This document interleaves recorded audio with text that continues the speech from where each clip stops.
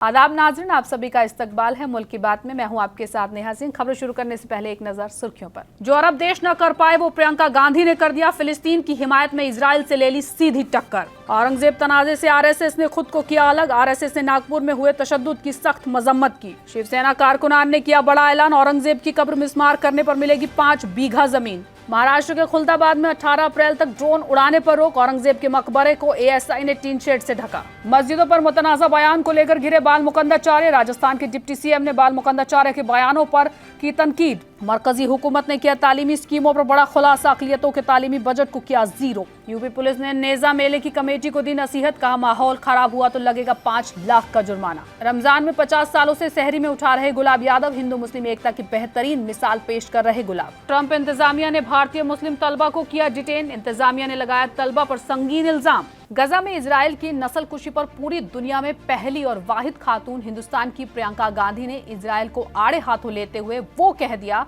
जो कहने की पूरे अरब देशों ने अब तक हिम्मत नहीं की। फिलिस्तीन के हक में आवाज बुलंद करने वाली प्रियंका गांधी ने खुलेआम इजराइल को गजा में मासूम लोगों का कातिल कहते हुए नेतन्याहू को वहशियाना कत्लेआम मचाने वाला बताया। गजा पर हो रहे हमले को कड़ी मजम्मत करते हुए प्रियंका गांधी ने यह तक कह डाला कि नेतन्याहू की हरकतें दिखाती हैं कि इंसानियत उनके लिए मायने नहीं रखती और दुनिया को साफ दिखाई दे रहा है कि कैसे मगरिबी मुल्क की मिली भगत से फिलिस्तीनी लोगों का कत्लेआम करके उनकी नस्लकुशी की जा रही है।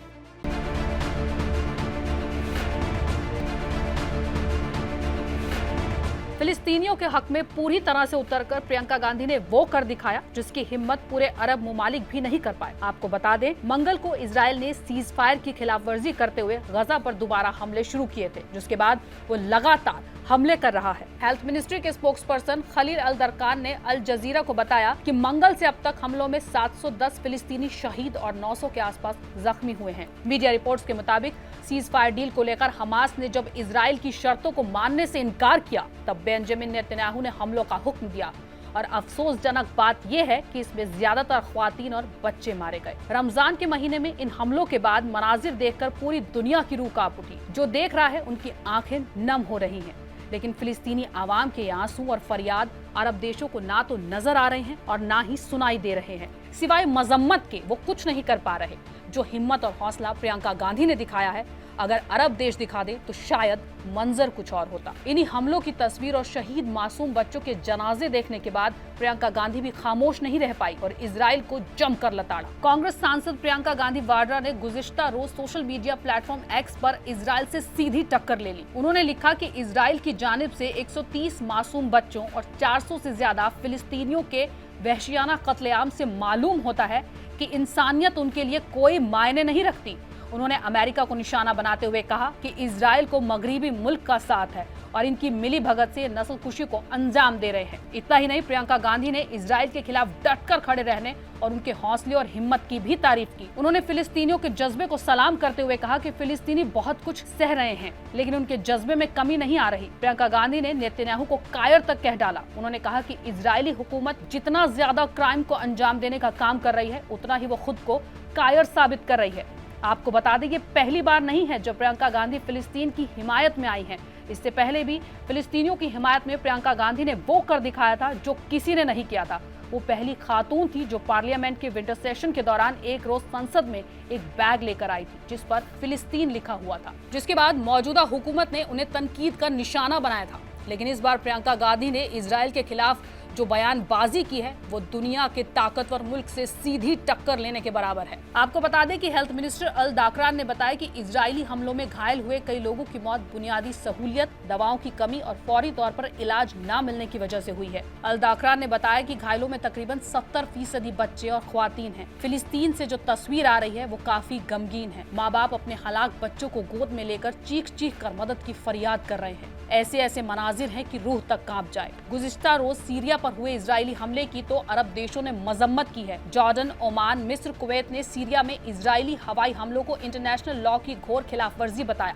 लेकिन उसी वक्त जब इजराइल हमले से 70 फिलिस्तीनी शहीद हो गए तब इनमें से किसी ने भी इजराइल की मजम्मत नहीं की। यमीनी हुती ग्रुप फिलिस्तीन के हक में बदले की कार्रवाई करके बैलिस्टिक मिसाइल से हमले कर रहा है। आज भी हुती ने इजराइल पर मिसाइली हमला किया और इजराइल में एक बार फिर अफरा तफरी मच गई। हुती और ईरान की धमकी के बाद इजराइल हाई अलर्ट पर है। हुती ने कसम खाई है कि जब तक इजराइल गजा में अपनी कार्रवाई बंद नहीं करेगा वो हर घंटे हर दिन उस पर हमले करते रहेंगे, ना जमीन में छोड़ेंगे और ना ही समुद्र में। इजराइल और हमास की इस जंग में याद सिर्फ उन्हीं को रखा जाएगा जिन्होंने इन बेकसूर फिलिस्तीनियों के हक में आवाज बुलंद की है। उसमें हिंदुस्तान की वाहिद खातून प्रियंका गांधी का नाम जुड़ चुका है, जिन्होंने दुनिया के ताकतवर मुल्क की सीधे तौर पर मुखालफत कर टक्कर ली है।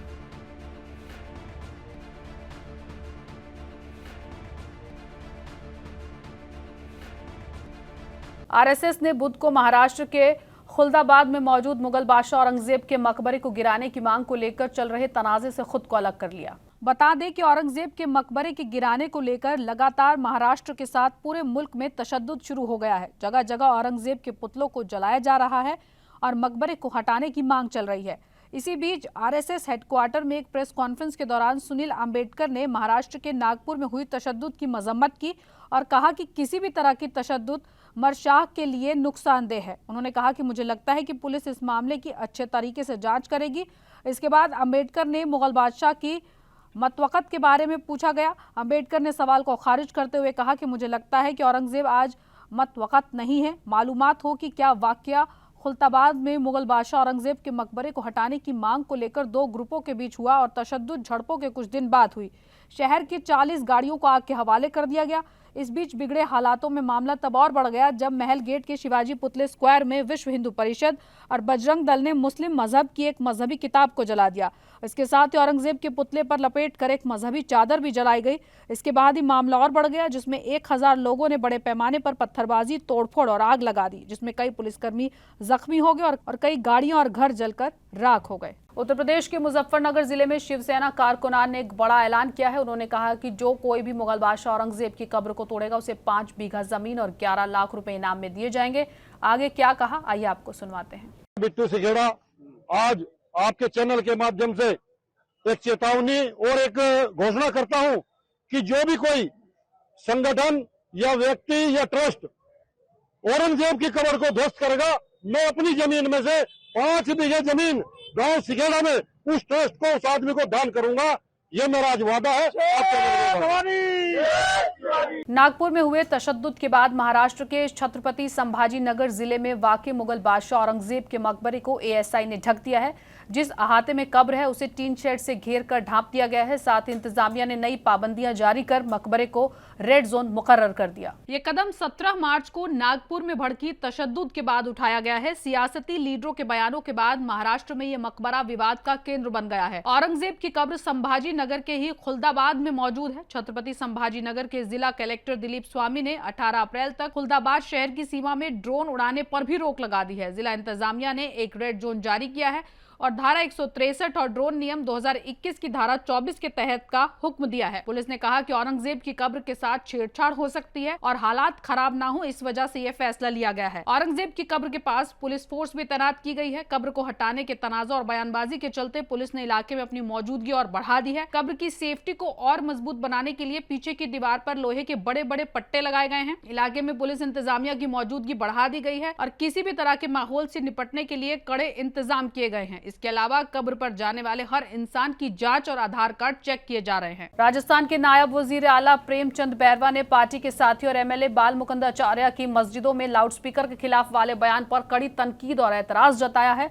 इस पर कांग्रेस के रियासती सदर गोविंद सिंह ने भी बाल मुकुंद आचार्य को लेकर तहजीब सिखाई। पिछले कुछ दिनों में हवा महल के एमएलए बाल मुकुंद ने मस्जिदों में लगे लाउड स्पीकरों की तनकीद करते हुए कई बयान दिए। कुछ दिन पहले बीजेपी के होली प्रोग्राम में एमएलए ने वकीलों से कहा, मेरी एक शिकायत है जिसका समाधान आपके जरिए ही होगा। इसमें बहुतों को माइग्रेन की समस्या है, सिर में दर्द होता है, दिन में 5 बार लाउड स्पीकर बहुत तेज आवाज में बजाया जाता है। वकील मेरी रिक्वेस्ट को कबूल करें, मैंने आपको नियुक्त किया है, आप मेरे वकील के रूप में इस मसले का हल करें।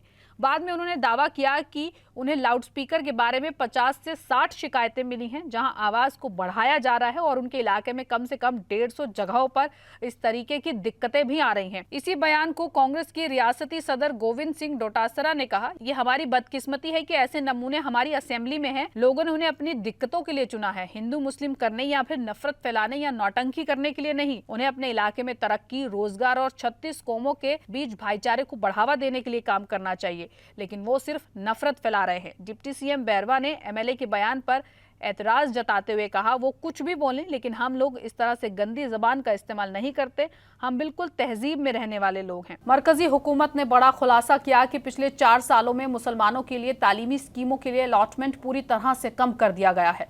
मदरसा और वक्फ स्कीम के लिए बजट को 0 कर दिया गया है और पिछले 4 सालों में धीरे धीरे इसे कम कर पूरे तरीके से खत्म कर दिया गया है। बता दें कि तृणमूल कांग्रेस के एमपी डेरेक ओब्रायन के सवाल के जवाब में मरकजी हुकूमत ने खुलासा किया कि मदरसा अल्पसंख्यकों को तालीम देने वाली स्कीम बजट अलॉटमेंट को 2021-22 में 174 करोड़ से घटाकर 2024-25 में 0.01 करोड़ कर दिया गया है। 2021-22 के अलावा दिया हुआ दौलत का इस्तेमाल नहीं किया गया। अल्पसंख्यक मामलों की मिनिस्ट्री सेंट्रल वक्फ काउंसिल के जरिए 2 वक्फ स्कीमों को लागू करता है, जिनके नाम है कौमी वक्फ बोर्ड तरक्की स्कीम और वक्फ प्रॉपर्टी डेवलपमेंट स्कीम। अब जो कि सेंट्रल वक्फ काउंसिल का पूरे तरीके से तश्कील नहीं हुआ है, इसलिए कम खर्च हुआ है। अल्पसंख्यक मामलों के मरकजी वकील किरेन रिजिजू ने अपने लिखित उत्तर में कहा, हिंदुस्तान कानून से चलता है। उन्होंने कहा कि मुस्लिम कौम में अफवाह फैलाया जा रहा है, लाउडस्पीकर से गली गली में गलत मैसेज दिया जा रहा है, हुकूमत अल्पसंख्यकों के हक को छीन रही है। उन्होंने कहा, ना ही किसी मदरसा ना ही किसी कब्रगाह पर कब्जा किया जाएगा। उन्होंने कहा, वक्फ बिल में सभी स्कीमों का भी जिक्र है, मुस्लिम अल्पसंख्यकों का जो हक है उनको मिलेगा, लेकिन अभी फिलहाल तो मरकजी हुकूमत ने साफ कर दिया है कि तालीमी स्कीम को 0 कर दिया गया। संभल तशद्दुद के बाद से ही काफी हसास इलाकों में से एक है। अब नेजा मेले को लेकर सुर्खियों में बना हुआ है। पुलिस ने नेजा मेले के मद्देनजर नेजा कमेटी की जिम्मेदारान को 5-5 लाख रुपए के मुचलके से पाबंद किया है। बता दें कि पुलिस ने नसीहत दी है कि ये मेला ना कराया जाए। अगर माहौल खराब करने की कोशिश की जाती है तो ये 5 लाख रुपए वसूले जाएंगे। एएसपी श्री चंद ने बताया कि नेजा मेले के चेयरमैन शाहिद हुसैन समेत 5 सरकारी 5-5 लाख के मुचलके से पाबंद किए गए हैं। इनको हिदायत दी गई है कि मेला करने की इजाज़त नहीं है, इसलिए इसे मनाकद कराने की कोशिश भी ना की जाए। अगर माहौल ख़राब होता है तो इसकी जिम्मेदारी कमेटी की होगी। पाबंद किए गए लोगों से पैसों की वसूली की जाएगी। नेज़ा मेला संभल शहर में सैयद सालार मसूद गाजी की याद में मनाया जाता है। इस मेले से पहले घंटाघर के पास कोतवाली के सामने ढाल लगाई जाती है और फिर उस जगह को सीमेंट से बंद कर दिया जाता है, लेकिन इस बार पुलिस ने ऐसा करने की इजाजत नहीं दी। माह रमजान पूरी दुनिया के मुसलमानों के लिए बेहद मुकद्दस होता है, लेकिन दूसरे मजहब को मानने वाले कुछ लोग भी इससे खासा जुड़ाव रखते हैं। आजमगढ़ के कोड़िया गांव के गुलाब यादव भी ऐसे ही लोगों में शामिल है, जिनकी पुकार रोज सुबह सादिक के रोजेदारों की सहरी के लिए जगाती है। गुलाब यादव ने बताया कि वो अपने परिवार की 50 साल पुरानी परंपरा को आगे बढ़ा रहे हैं, जिसकी शुरुआत 1975 में उनके पिता चिरकिट यादव ने की थी। उस वक्त उन्होंने बताया कि वो काफी छोटे थे, तब उनके पिताजी इस कवायद में उन्हें अपने साथ ले जाते थे। हालांकि उन्हें समझ नहीं थी, लेकिन उस वक्त भी वो इस जज्बात को समझने की कोशिश करते थे। गुलाब अपनी अगली पीढ़ी में भी ये जिम्मेदारी के जज्बात को पैदा करना चाहते हैं। उन्होंने कहा कि इसलिए मैं रोज अपने 12 साल के बेटे अभिषेक को साथ लेकर चलता हूँ। एक हाथ में टॉर्च और दूसरे हाथ में डंडा लेकर मैं रोज सुबह निकल पड़ता हूँ। तमिलनाडु में वाक़ पलायम कोट्टई में मरुम लार्ची द्रविड़ मुन्नेत्र कड़कम में इफ्तार पार्टी का इनेकाद किया गया। इफ्तार पार्टी में एमडीएम के कोषाध्यक्ष ने बताया कि मुस्लिमों ने कैसे मुल्क के लिए कुर्बानी दी। मजीद उर रहीम मस्जिद में इफ्तार पार्टी का इनेकाद किया गया। इफ्तार के बाद एमडीएम के कोषाध्यक्ष एम सेंथली भान ने कहा कि मुस्लिम कौम ने मुल्क में जबरदस्ती घुसने वाले ब्रिटिश हुक्मरान के साथ कड़ा मुखालफत किया है। उन्होंने आज़ादी की जद्दोजहद में अपनी जी जान लगा दी। हालांकि मुल्क के उत्तरी हिस्सों में उन्हें निशाना बनाया जा रहा है। उन्होंने कहा द्रविड़ आंदोलन का जाए पैदाइश तमिलनाडु रहा है। आगे कहा कि तमिलनाडु में मुस्लिम और सभी धर्मों के लोग भाई बहन की तरह रहते हैं और आगे भी यहाँ सभी मोहब्बत के साथ रहेंगे। अमेरिका होमलैंड सिक्योरिटी DHS के हवाले से बताया गया कि डोनाल्ड ट्रंप इंतजामिया ने एक मुस्लिम भारतीय और post doctoral fellow brother Khan Suri को हिरासत में लिया है। बता दें कि बदर पर आरोप है कि उनका रिश्ता हमास के साथ है और वो यहूदी मुखालफत का माहौल फैला रहे हैं। जॉर्ज टाउन यूनिवर्सिटी में रिसर्चर सूरी को वर्जीनिया ने उनके घर के बाहर फेडरल एजेंट्स के जरिए गिरफ्तार किया है। उन्हें बताया गया कि उनका वीजा रद्द किया जा रहा है। सूरी की शादी एक अमेरिकन सिटीजन से हुई है। उनके वकील के अनुसार वो इमिग्रेशन कोर्ट में तारीख का इंतजार कर रहे हैं। सूरी ने इंतजामिया से रिहाई की मांग की है। ट्रंप इंतजामिया ने इमिग्रेशन कानून की एक खास धारा का इस्तेमाल किया है जो अमेरिका के लिए खतरा माने जाने वाले गैर नागरिकों को एग्जाइल करने का हुकूक देने का काम करती है। इससे पहले भी अमेरिका एक भारतीय स्टूडेंट को हमास के समर्थन करने के आरोप में डिपोर्ट कर चुका है। मगरिबी बंगाल हुकूमत ने सुप्रीम कोर्ट को बताया कि वो सूबे में ओबीसी की पहचान करने के लिए एक नया सर्वे करेगी और ये काम 3 हफ्ते में पूरा कर लेगी। दरअसल सूबे की ओबीसी की रिवाइज्ड लिस्ट में कई मुस्लिम बिरादरी को शामिल किए जाने से तनाजा खड़ा हो गया। यहाँ तक कि हाईकोर्ट ने भी इस बात पर रजामंदी जताई है कि लिस्ट में उनके शामिल किए जाने की हकीकत में मजहब ही वाहिद मयार है। बता दें कि इस मामले की शुरुआत मगरिबी बंगाल हुकूमत के जरिए 2010 और 2012 के बीच 77 बिरादरी को ओबीसी की लिस्ट में शामिल करने के कदम से हुई, जिनमें से 75 मुस्लिम थे। इन बिरादरी को जोड़ने से अकलियती बिरादरी की सियासी खुशामद के इल्जाम लगे और मामला कलकत्ता हाई कोर्ट तक पहुंचा, जिसने 2024 में इन बिरादरी को जोड़ने को रद्द कर दिया। बता दें कि मई 2024 में कलकत्ता हाई कोर्ट ने एक पीआईएल पर सुनवाई करते हुए ओबीसी लिस्ट को गैर कानूनी करार दिया। इसने 2010 में बंगाल में जारी सभी ओबीसी सर्टिफिकेट को रद्द कर दिया। अब 77 बिरादरी को जोड़ा गया। अदालत ने हुक्म दिया कि मगरिबी बंगाल पिछड़ा तबका कमीशन के जरिए एक नई लिस्ट तैयार की जाए। वहीं मगरिबी बंगाल की सीएम और तृणमूल कांग्रेस चीफ ममता बनर्जी ने हाईकोर्ट के फैसले के पीछे सियासी मोटिवेशन का इल्जाम लगाया। ममता ने कहा, हम ओबीसी सर्टिफिकेट्स को रद्द करने वाले हुक्म को कबूल नहीं करते हैं। हम गर्मी की छुट्टियों के बाद हाईकोर्ट में मुकदमा लड़ेंगे। उन्होंने कहा, मैं अदालतों की इज्जत करती हूं, लेकिन कुछ जज सिर्फ बीजेपी और सीपीआईएम के हुक्म का पालन कर रहे हैं। उधर बीजेपी ने ममता हुकूमत पर इल्जाम लगाया कि ममता की कयादत वाली हुकूमत वोट बैंक की सियासत के लिए कोटा सिस्टम का इस्तेमाल कर रही है। बीजेपी ने आगे इल्जाम लगाया कि बेंचमार्क नमूना सर्वे से हिंदू ओबीसी की कीमत पर मुस्लिम ओबीसी को फायदा होगा। अब बंगाल हुकूमत ने सुप्रीम कोर्ट में 3 महीने के अंदर नया सर्वे पूरा करने का ड्राफ्ट रखा है। इससे ये साफ हो जाएगा कि कितनी बिरादरी और खास तौर पर 2010 के बाद से ओबीसी लिस्ट में शामिल की गई बिरादरी हकीकत में इस लिस्ट में शामिल है। दिल्ली की बीजेपी सरकार प्राइमरी केयर को बेहतर बनाने के लिए मोहल्ला क्लिनिक में बड़े बदलाव की तैयारी में है। इसमें हामिला ख्वातीन और नौजायदा के वैक्सीनेशन के साथ साथ कैंसर की जांच भी मुफ्त में होगी। दिल्ली की बीजेपी हुकूमत प्राइमरी केयर को बेहतर करने की सिमत में मोहल्ला क्लिनिक को नई शक्ल देने की तैयारी में जुटी है, जिसमें न सिर्फ मोहल्ला क्लिनिक का डिजाइन और नाम बदला हुआ नजर आएगा, बल्कि डे केयर की सहूलत भी मरीजों को मिल सकती है। कैंसर की जांच के साथ साथ हुकूमत वहां वैक्सीनेशन प्रोग्राम भी चलाने की तैयारी में है। अप्रैल में इस मसले पर एक मीटिंग होगी और इस मीटिंग में मोहल्ला क्लिनिक को रीमैप करने को लेकर हरी झंडी मिलने की उम्मीद है। बताया तो ये भी जा रहा है कि मोहल्ला क्लिनिक में 5 तरह के कैंसर की जांच मुमकिन हो पाएगी, जो मुफ्त में की जाएगी। वहीं हामिला ख्वातीन और नौजायदा के वैक्सीन जैसी सहूलतें भी इस क्लिनिक में फराहम करवाने पर बात हो रही है। ये सहूलत भी मुफ्त होगी। इसी के साथ साथ दूसरे अस्पतालों से मोहल्ला क्लिनिक को कनेक्ट किया जाएगा। इसके लिए ऑनलाइन कंसल्टेंसी की सहूलियत भी दी जा सकती है।